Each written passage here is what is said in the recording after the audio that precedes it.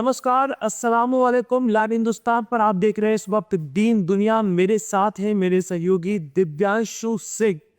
यौम अल कुद्स, जी हाँ, international Quds day जो 13 मार्च को मनाया जाना है, उससे ठीक पहले ईरान के नए supreme leader Ayatollah Sayyed Mojtaba Khamenei एक बड़ा पैगाम देते हैं। वो कहते हैं, पहला ही उनका पैगाम आता है और वो कहते हैं कि स्ट्रेट ऑफ हॉर्मुज बंद रहेगा, नहीं खुलेगा किसी के भी लिए।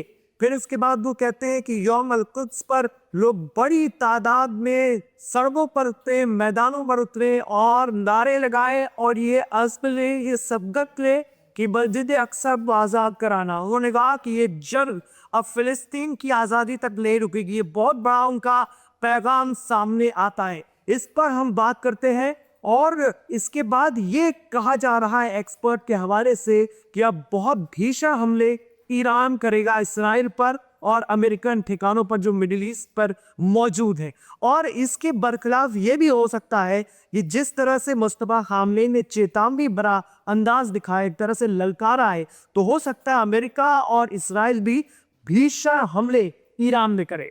बिल्कुल। शुरुआत में ये सोचा जा रहा था कि क्या वो युद्ध को लेकर कुछ ऐसी बात कहेंगे कि जिस तरीके से इकरार की तरफ से कहा जा रहा था कि अब समझौता हो जाएगा, या फिर दूसरी तरफ से कह रहे थे कि हम जंग जीत चुके। तो ये सब कुछ चल रहा था, लेकिन उन्होंने अचानक से जो एक विस्फोटक तरीके से उन्होंने ये सब बातें कह दी कि भाई होर्मुज पे नियंत्रण रखो, जी होर्मुज को छोड़ना है। यानी साफ तौर पर ये इशारा है कि वेस्टर्न कंट्री जो तमाम तरीके से सोच रहे थे कि दबाव बनाकर हम खाली करा लेंगे या सैन्य कार्रवाई करके खाली करेंगे, तो उन्होंने साफ चेतावनी जारी कर दी है। दूसरी तरफ एक और इशारा कर दिया है, जी युद्ध में दूसरे हमारी युद्धा भी आ सकती है। यानी क्या है कि यमन की तरफ जा रहा है। बिल्कुल, ये सारे रजिस्टर को उनका एक संदेश था आयतुल्लाह सैयद मुज्तबा खामनेई का पहला संदेश, जिसमें उन्होंने कहा है कि सारे रेजिस्टेंस जो है इस्लामिक रेवोल्यूशन का हिस्सा है। इसे आयतुल्लाह खामनेई भी कहते थे और वो भी क्या है। और यौम अल कुद्स या इंटरनेशनल कुद्स डे, जो इमाम खुमैनी थे ईरान के पहले सुप्रीम लीडर, उन्होंने जब इस्लामिक इनकलाब आया 1979 में, उसके आते ही उन्होंने ऐलान किया कि हर साल फिलिस्तीन की आज़ादी के संकल्प के साथ एक दिन मुकर्रर किया गया है, जिसमें कि लोग सड़कों पर उतरकर तरह तरह के प्रोग्राम कर ये संकल्प लेते हैं कि हमारा लक्ष्य या इस्लामिक रेवोल्यूशन का लक्ष्य फिलिस्तीन की आज़ादी। फिलिस्तीन की आज़ादी मतलब अक्सा, अक्सा उसका एक प्रतीक है। जो यरूशलेम में मस्जिद अक्सा है और मस्जिद अक्सा को अल कुद्स भी कहा जाता है। यही वजह है कि IRGC ने इसके ही नाम से एक फोर्ट का नाम भी बताया, अल कुद्स फोर्स, जिसके की कमांडर थे कासिम सुलेमानी। जब कासिम सुलेमानी जगह अमेरिका ने इराक में एक हमले में मारा था, तो ये बड़ा कनेक्शन है। और जो लक्ष्य इस वक्त आयतुल्लाह सैयद मुज्तबा खामनेई के सीधे तौर पर अल कुद्स का नाम लेकर के दिया है, वो बताता है कि ईरान के इरादे क्या हैं। और ये इजराइल के लिए एक न सिर्फ चैलेंज है बल्कि खतरा भी हो सकता है। इसका मतलब भयानक हमले ईरान कर सकता है आगे आने वाले दिनों में। जैसे संकेत तो समझिए, अक्सा की आज़ादी बड़ी बात है और यही लग रहा है। यही देखिए, अब अल कुद्स का नाम आना था, अल कुद्स डे है, 13 मार्च को अल कुद्स डे है, जो ईरान और उसके सारा रेजिस्टेंस मनाता है। लेकिन ये अल कुद्स डे मिडिल ईस्ट के अरब देशों में मनाने की परंपरा नहीं है। लेकिन उससे पहले अरब देश और सारे जो बहुत से मुस्लिम जो कि आग के करीब है, जिसमें पाकिस्तान भी शामिल है, सऊदी भी शामिल है, जॉर्डन शामिल है और UAE शामिल है, तथा ये कहते हैं कि मस्जिद अक्सा जो कि 6 रमजान से बंद है, उसको खुलवाओ। उन्होंने उनके विदेश मंत्री ने एक अल्टीमेटम दिया है इसराइल को कि आप उसको खोलिए, ये गलत तरीका है। आप जो है हमारी इबादत की पद्धति है, उसकी जो नियम कायदे हैं, उसका खुला उल्लंघन कर रहे हैं। असल में इसराइल ने जब से ईरान का हमला शुरू हुआ है, पलटवार शुरू हुआ है, इसराइल ने हमला किया था, जब से इसराइल पर ईरान का पलटवार शुरू हुआ है, यरूशलेम में मस्जिद अल अक्सा को बंद कर दिया था सुरक्षा कारणों का हवाला देते हुए, जिसको लेकर के आप कुछ मुस्लिम मुल्कों ने आवाज उठाई है। और ये इसकी वजह हो सकती है अल कुद्स डे इसके पीछे कारण हो, जो 13 मार्च को मनाया जाना, मतलब ईरान का आप समझ सकते हैं। लेकिन दिव्यांशु,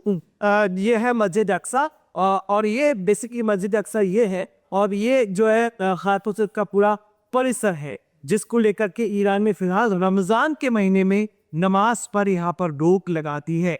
और अल-कुद्स डे आपको बता दें रमज़ान के महीने के आखिरी जुमे को मनाया जाता है जी, जुमातुल विदा होता है उस मौके पर मनाया जाता है।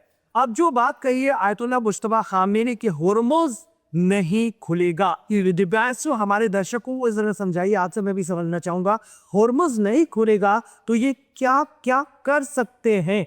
बिल्कुल, अगर देखेंगे होर्मुज़ को लेकर तो पहले आईआरजीसी नेवी ने तो अपनी बाकायदा तैयारी कर की है, जब कैचिपोल की बात हो, ड्रोन की बात, मिसाइल की बात। लेकिन इसके अलावा कुछ खबरें ऐसी आ रही हैं जिसमें ईरान की तरफ से भी वो चीज़ें इशारा तो दी गई हैं, लेकिन अमेरिका की आरोप है कि इस तरीके की चीज़ें, इस तरीके के नेवल माइस, हाँ यहाँ से शुरू करके उन्होंने नेवल माइस जी बिछा रखा है। ये जरा पूरा समझ, हाँ ये नेवल माइस है बेसिकली। ये स्टार्टअप यानी शुरुआत से इस तरीके की माइन बिछाई जाती रही। क्या ये सेकेंड वर्ल्ड वॉर में भी इसी तरीके की चीज़ें जापान ने अमेरिका लिखी थी। ये वहाँ आपका इंक्लूस माइन रही जो सेंसर वाली माइन जेड, ये रहा राइजिंग माइन या जो रॉकेट वाले माइन होती हैं। बेसिकली मैं अगर कहूँ तो ईरान की तरफ से इसी पर इशारा किया गया। ये समंदर के अंदर तक पड़ी रहती। हाँ जी, हाँ अब वीडियो हम दिखाएं इलेक्ट्रिक से। ये बेसिकली जैसे इनको डाल लिया जाता है आगे लेके चलेगा। ये मान लीजिए आप एक समंदर का दायरा है जी, ठीक है, इसमें जहाजी आती पहले से इसे बिछाया गया है। ये एक मिनट कन लगाइए। अच्छा, पहले से इसको समंदर पे छोड़ दिया ऐसे। अच्छा, ये चैन क्यों लगी हुई है? ये चैन बेसिकली वही मैं कह रहा, कड़ी से कड़ी इसको जोड़ के रखा था। अच्छा, पूरे की बना लिया जाता है चैन से जोड़ के। और ये एक एक कड़ी में इनको जोड़ के रखा जाता है, ऐसे ड्रॉप कर दिया जाता है। ये नदी में जाके बैठे रहे और सेंसर लगे। हाँ, ये जब जहाज यहाँ से जाएंगे ऊपर से तो ये चूंकि लोहे की बनी होती है चीजें, तो इनके जाके यादो इनकी गर्जना होगी, इंजन चलेगी, जाहिर सी बात है। तो अब जैसे ही इनकी आवाज आएगी या फिर हाँ जहाज की आवाज आएगी या फिर इनके लोहे की जो चुमकत तो होता है, उसके बाद इसे सूचना मिली थी, इसे पता चलेगा, इसके सेंसर एक्टिव हो जाएगी, ये इंसर्ट यहाँ से उठना शुरू हो जाए। अच्छा, उठना शुरू, हाँ ये दूरी से ही पकड़, ये नहीं कि नीचे ही दूर ही रहते, कभी अब आपस से पकड़ेंगे और उसके बाद ये कि यहाँ आते हैं। अब जहाज जैसे ही उनके संपर्क पे आए थे ऊपर चलते चलते ये इंस्टेंट डिस्ट्रॉय कर देते हैं, खुद तो पटे नहीं, इनको भी साथ लेके चलो। बहुत ही जबरदस्त ग्राफिक्स आपने हमारे लिए एआई के जरिए बनाया है और हूबहू ऐसा ही होता होगा। जी आगे भी थोड़ा ये देखिए जैसे यहाँ पर पड़ा हुआ है जहाज से, एक इधर ये चैन के थ्रू कुछ तैर भी रहे हैं और कुछ समुद्र के नीचे की से क्यों थी जी। तो यही कारण है कि जैसे ये नजदीक आते हैं दूर से लेकर तक ये भाग जाएंगे और ऊपर उठना शुरू हो जाते। अच्छा, अंदर रहते हैं, नाम जाते हैं, फिर ऊपर उठना शुरू होता है। इन्हें पकड़ना बहुत मुश्किल होता है। जब वर्ल्ड वॉर हुआ था सेकेंड वाला, जापान में तो करीब 12,000 इसी तरीके की माइन अमेरिका ने लिस्ट आई थी। इन्होंने जब वहां पर माइन्स को बिछा रखा था तो जापान के लिए बहुत मुश्किल हो गया था। उन्होंने क्या किया, उनका सब कुछ ध्वस्त हो चुका था, तो न्यूक्लियर वॉर हो चुका था वो। उन्होंने उसके बाद अपने जो एक्स मिलिट्री मैन थे उनको लगाया, क्योंकि अगर आप यहाँ से गुजरोगे, इन्हें पकड़ने की कोशिश करोगे, इन्हें निकालने की, तो आपको खुद नहीं पता होगा कि आपने कहाँ बिछा रखा है इतने अथाह समंदर। हाँ, अथाह समंदर में। और दूसरी बात कि आप किसी नाव के सहारे शुरू करोगे तो ये नाव के नीचे आके खुद ब खुद फट जाएंगे जी, ये डर होता है। इनसे बचने का सिर्फ एक उपाय होता है, वो भी नामुमकिन नहीं है कि बच जाएंगे आप। बहुत चांसेस है 90% तक कि आप वहां पे लकड़ी के बोट के सहारे जाओ, ना तो उनमें आवाज होती है, और आज के दौर में लकड़ी के बोट चलाना और वो भी समंदर में लेके कूदना मरने से कम नहीं है। अब दूसरी बात, जिस चीज का आप इशारा कर रहे थे, जिस चीज की तरफ, ईरान ने कहा है कि हमने वैसे माइन्स नहीं बिछाए हैं। अच्छा, हम आधुनिक हो चुके हैं और ये तरीका उन्होंने बताया हमारे पास है या तो रूस के पास है, क्योंकि रूस ने इसे खुद डेवलप किया है जी। ये बेसिकली थर्ड टाइप की माइन्स हैं। ये माइन्स एडवांस्ड हैं, ये रॉकेट सिस्टम वाले हैं, ये भी ऐसे ही पड़े रहेंगे, ये भी पड़े हैं समंदर में। हाँ, ये भी शांत होकर पड़े रहेंगे।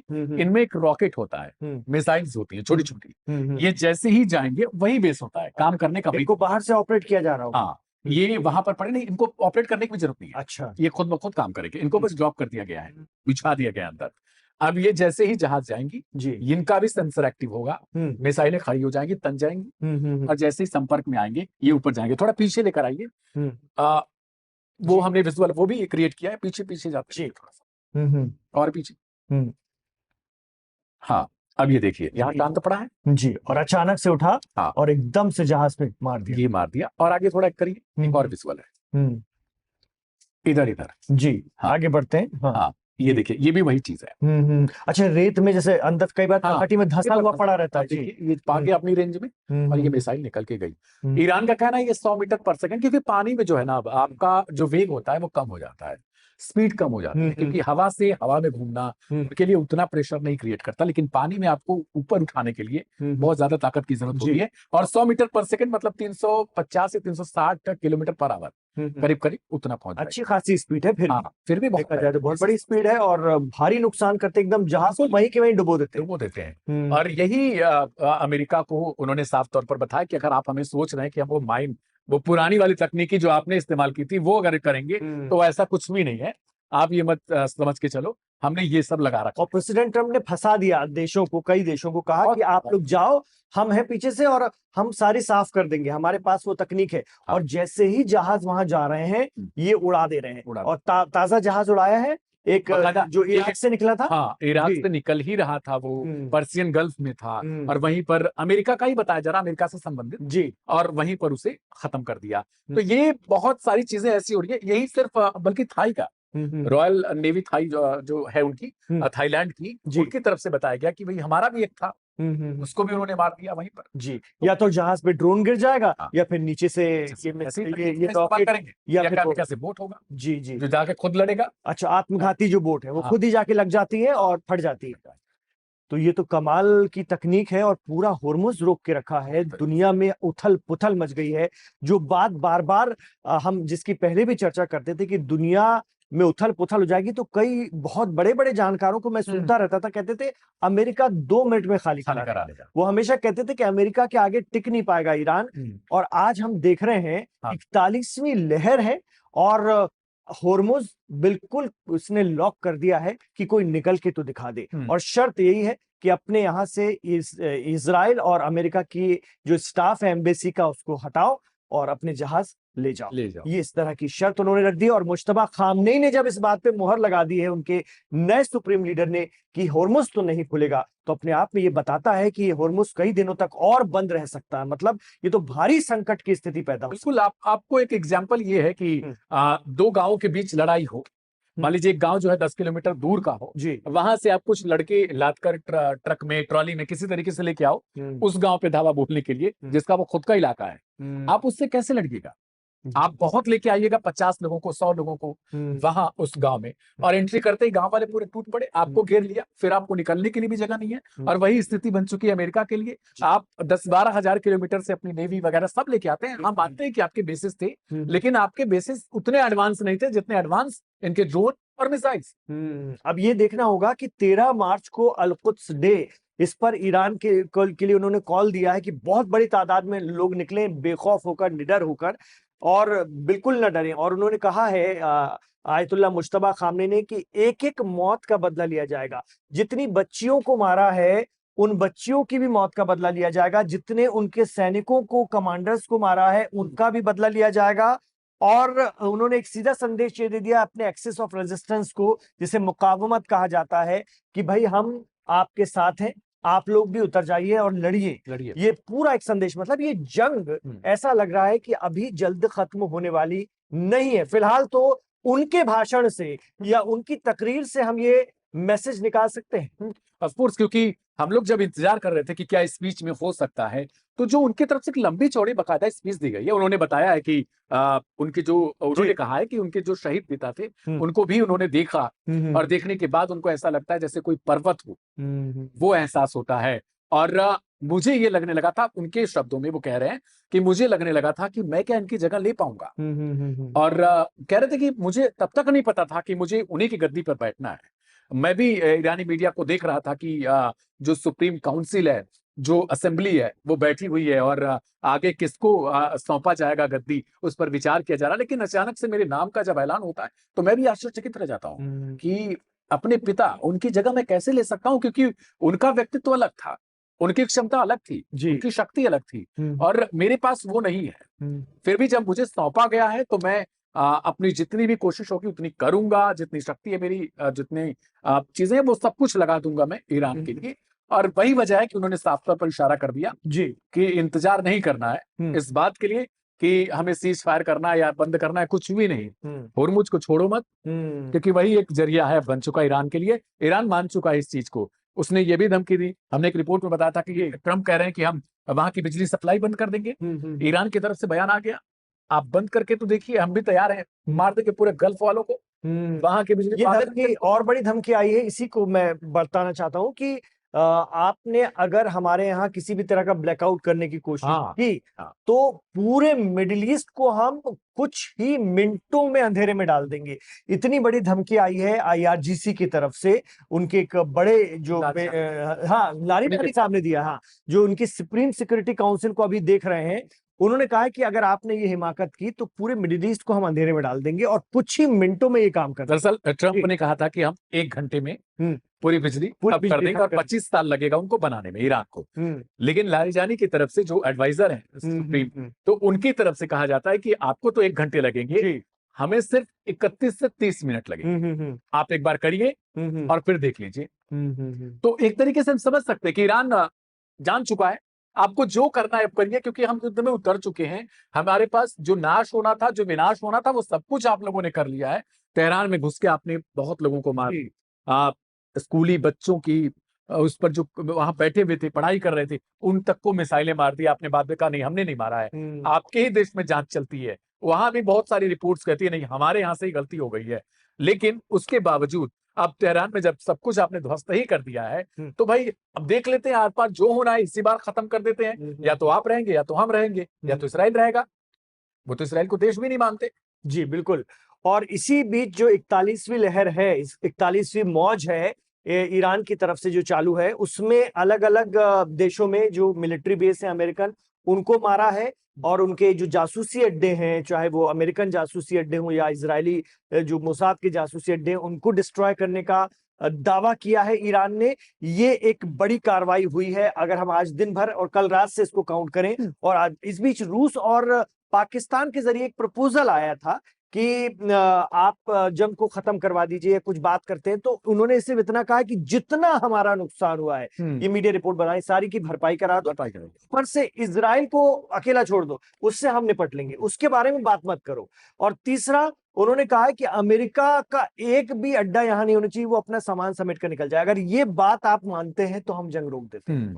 ये इतनी ऐसी शर्त है जो शायद ही कभी मानी जाए, तो वो शर्त उन्होंने रख दी। इसका मतलब ईरान बिल्कुल भी जंग रोकने के मोड में नहीं नजर आता है। वो तो लड़ेंगे, और जब तक लड़ेंगे जब तक कि उनमें ताकत है। अब वो रुकने वाले नहीं, इसलिए एक अल-कुद्स और अक्सा का जिक्र कर दिया है आयतुल्लाह मुज्तबा खामनेई साहब ने, जिसमें वो कह रहे हैं कि अब मुझे लगता है, और जितना समझ में आ रहा है, उनके जो इशारे मिल रहे हैं, एक्सपर्ट्स भी जो कह रहे हैं कि ये अब फिलिस्तीन की आजादी तक ही नहीं रुकेगी, चाहे वो उसके लिए अब कितने भी साल लग जाए। ऐसा लग रहा है ईरान की तैयारियों, उसके मोड और उसके पब्लिक का जो रिएक्शन है उसको देखते हुए।